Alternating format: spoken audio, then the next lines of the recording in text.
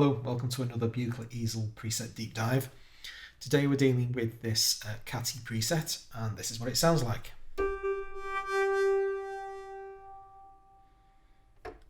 Don't be fooled into thinking, that's not a very interesting sound. It really is. Let's pull it to bits and find out what's going on. And the first thing that I'm going to do, as I almost always do, is throw away all the advanced stuff. I'll leave the compressor on. Essentially, it's kind of acting more as a volume, a gain boost than anything. I'm going to leave it on because it just thins the sound out a bit too much. When I take it off, it's a little bit difficult to, there's the compressed sound. And when I take it off, it's just a quieter version of the same thing, really. There's quite a lot of makeup gain on this. So here we have our sound without the advanced stuff. And there's still quite a bit of action going on with that sound, and that's coming from the sequential voltage source. So I'm also going to take that away, and finally I've got something that I'm fairly happy to work with now. So this is my bass sound, and rather than having to keep hitting the key every time, let's just, for the moment, get the synth to do it for us. So here's our sound, and you can see that it's coming from the complex oscillator. Channel B is just poking its head above the horizon. We'll get to that later. You really can't hear it. All of this sound is coming from here. And it's being modulated by the modulation oscillator in AM mode. So the change in volume, amplitude, of the complex oscillator is coming from the modulation oscillator. Don't forget, that's an internal wiring. You don't see a cable doing that. However, we do have a cable coming out of the modulation's control voltage output. So if you remember from our episode when we talked about the oscillator, in addition to the internal wirings connecting these two oscillators together for AM and FM purposes, we also have a static output gate here, and this is actually going through an inverter ultimately into the complex oscillator's timbre control voltage. Now what that the effect of that is to modulate the brightness of the oscillator. If I take the effect away, the sound is much more simple, much more approaching sine wave territory. It's more like a triangle actually when you look at it, isn't it? So this modulating control voltage coming from here is having this effect. If we didn't go through the inverter, it would sound less interesting. And the reason for that is that the inverter is making the brightness of the timbre change inverted against the amplitude increase. So every time the volume goes up, the brightness goes down and vice versa. So this is the simple version where those two things are in sync. Both amplitude and timbre are increasing and decreasing at the same rate. And this is where they're inverted.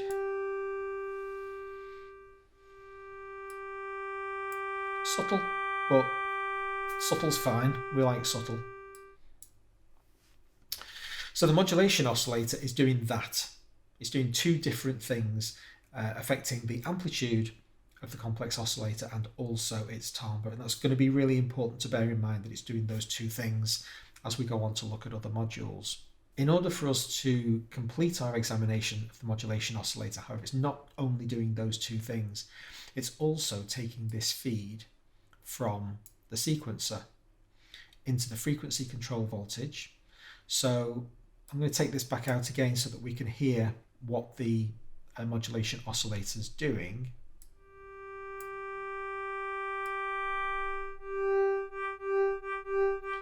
So there's you can see the amplitude modulation on the oscilloscope. As I get faster and faster, it is a tremolo, but because we've got the additional pitch, a timbre colouring as well, it sounds much more complex than a standard tremolo. But that's what it's doing, it's an amplitude modulation effect.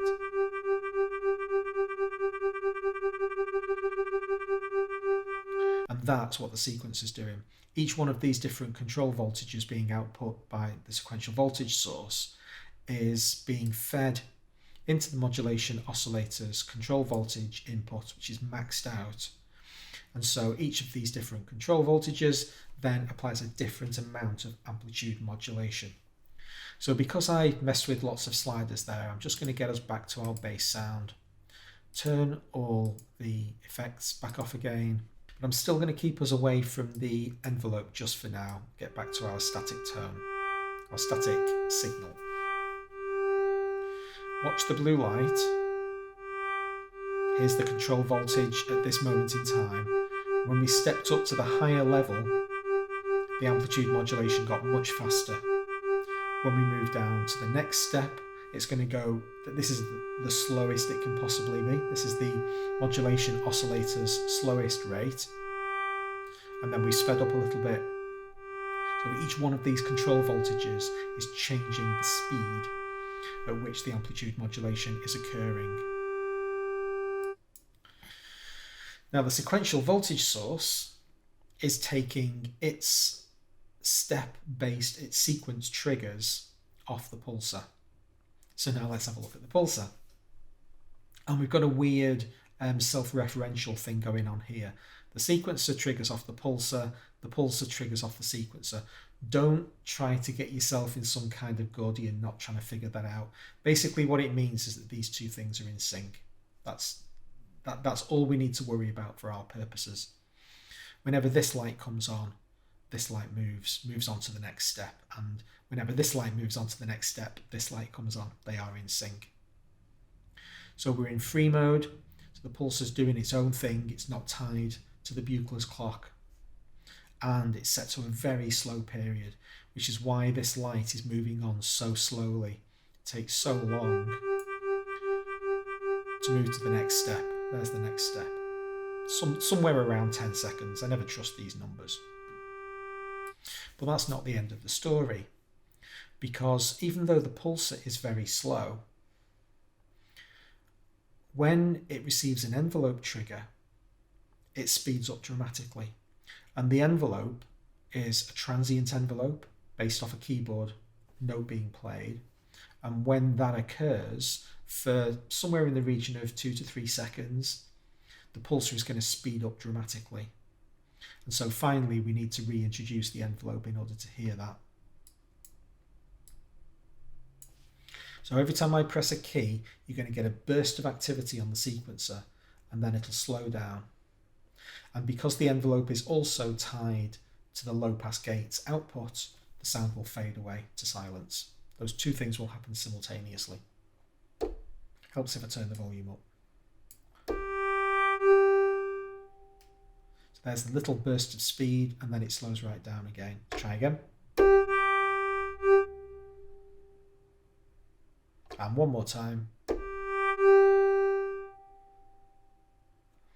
Now that doesn't sound anywhere near as interesting as the sound we had from the original preset.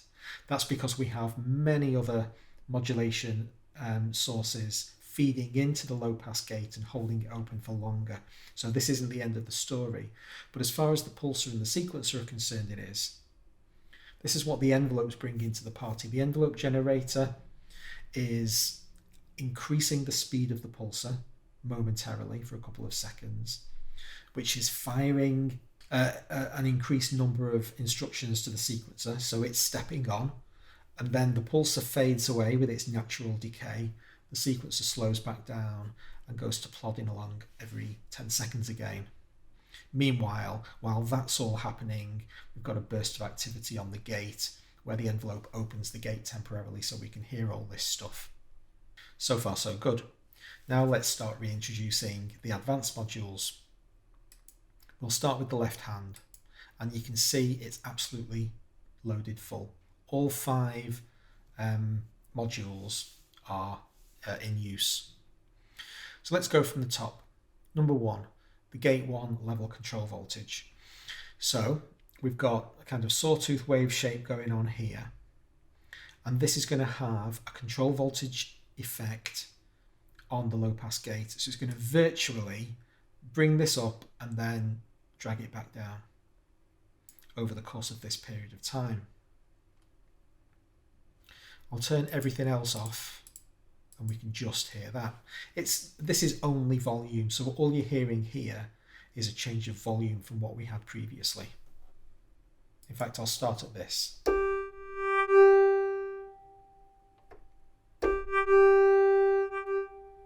Now we bring this in. Need to pull my zoom right down, don't I? So you can see it being dramatically louder and then getting quieter as the curve goes down. Let's have a look at what else is going on as far as this number 1 slot's concerned, because when we see these references to curve, this slot number 1 is curve 1, curve 1, curve 2, 3, 4, 5. So the third bank is modulating the first bank, the first curve. So it's a bit weird that this curve is applying its control voltage modulation to this curve. Those two things are being added together. Now this is super subtle. Without it and with it,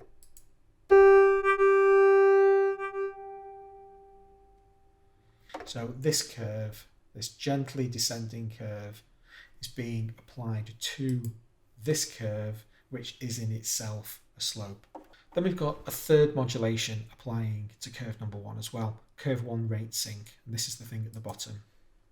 And what this means is that we get this little chattering pulse of activity at the beginning, at each key press. This thing is going to dramatically speed up the rate at which this little red ball is going down the slope, and that means you're going to get a more dramatic modulation of amplitude, because this is all about controlling the gate, the volume of the output sound. So you get that waka-chaka kind of thing. One more.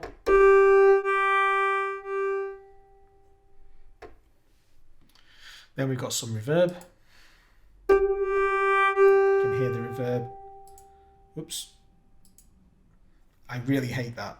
Don't click the name if you just want to select the thing. I've got into the habit of just clicking below the box. I don't always remember, like I just didn't then.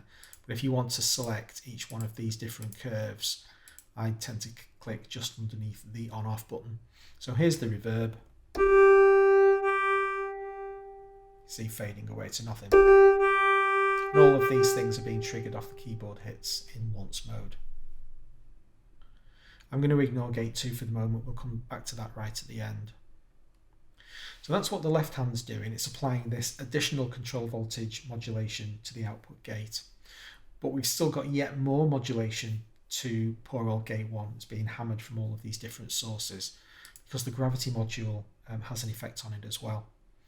One of the two X destination outputs is gate 1 level control voltage. So yet another impact on the volume of the sound. What else have we got going on? Well, I'll hit the key and then we'll come back and have a look at what each of these things is doing.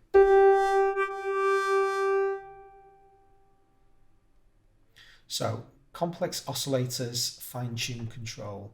Don't be fooled by the fact that this is nearly at 12 o'clock. This is 0.492. It's actually having quite an effect on the pitch of the sound. If I bring this down more dramatically, you'll hear it really, really obviously. Now obviously it's not that much. I've done that for dramatic purposes. So we're tracking in the X direction here, don't forget. As I bring it back up to its original value, there or thereabouts, just get a tiny little bit of pitch modulation.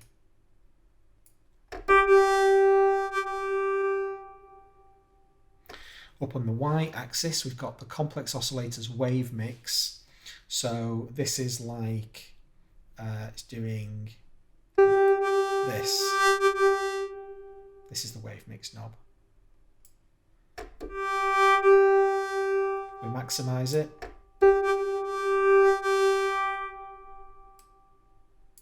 And finally, the modulation oscillators fine-tune control.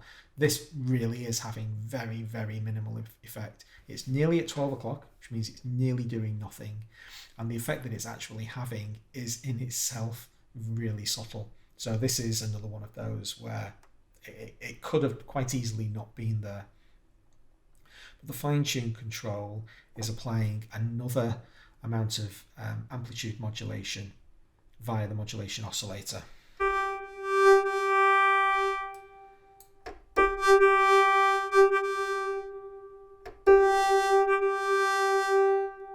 Really, really hard to hear that one. So just a single planet and a wall. And I think this is a pretty good implementation of the gravity module. I think when you add too many things in and you get really carried away with yourself, then it becomes like utterly impossible. But you can see we've got a randomization on the throw direction.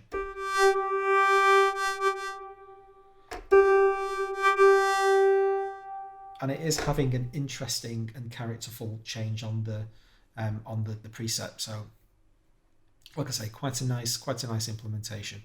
Onto our effects bank. Bring the delay back in. We've got a ping pong delay. You hear it bounce between the ears. I'll leave that on now. And like I say, the compressor is really just a volume boost to all intents and purposes. It's being heavily compressed. Then it's having plenty of makeup gain applied to just strengthen the entire signal. I won't go over my feelings on synthesizer-based compressors again. We've already been there. Now that's it for channel A. Just turn it down fully so that that's out of the equation. And you remember when we were looking at the left-hand module, I said I'm going to leave this one till last.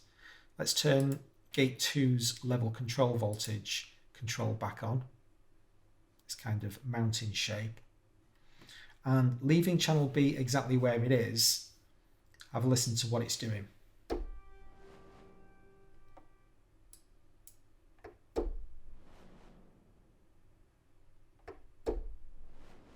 Like a really, really quiet, almost like a door closing. Let's turn it up.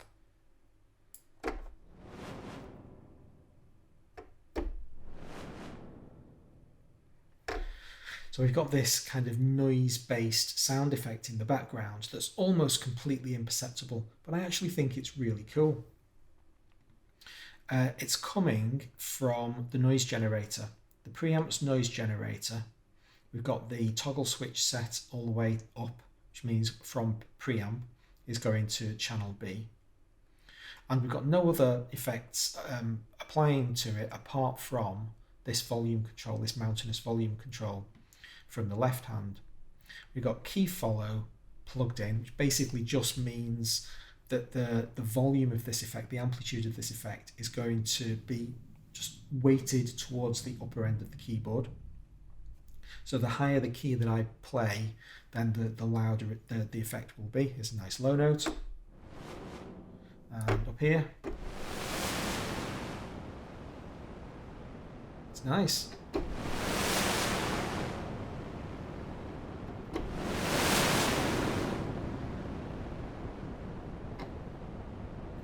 Brilliant delay effect on it. I mean, that just really brings it to life, and it's just, you know, it's still doing its thing. A little bit too much, frankly. I think the delay level is a little bit, yeah, feedback's almost all the way up. So it feels like kind of an Easter egg thing that's been hidden there and almost completely imperceptible in the normal preset. But you bring channel B up a little bit, you've got this extra colour that you can bring into the sound.